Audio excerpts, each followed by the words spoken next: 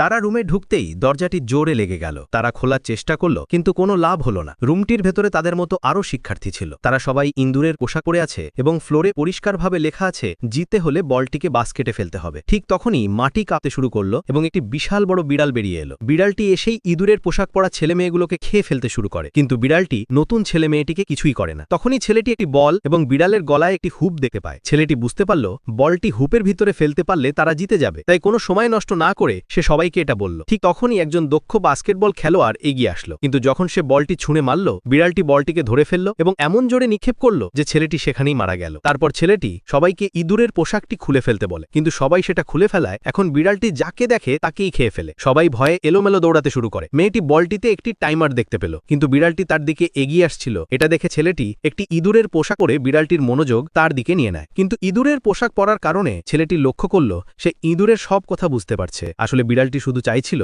যেন কেউ তার পিঠ চুলকিয়ে দেয়। এটা শুনে ছেলেটি বিড়ালের পিঠে উঠে চুলকাতে শুরু করলো। ছেলেটিকে দেখে সবাই বিড়ালটিকে চুলকাতে শুরু করলো। বিড়ালটি আস্তে আস্তে ঘুমিয়ে পড়ল। এটা দেখে ছেলেটি বলটিকে হাতে নেয় হুকে ফেলার জন্য, কিন্তু তখনই সবাই এসে বল নিয়ে কাড়াকাড়ি শুরু করে দেয়, কারণ তারা মনে করে যে বলটিকে হুপে ফেলতে পারবে সে বেঁচে যাবে। কিন্তু তাদের এই ঝগড়ার মাঝেই বিড়ালটি জেগে গেল।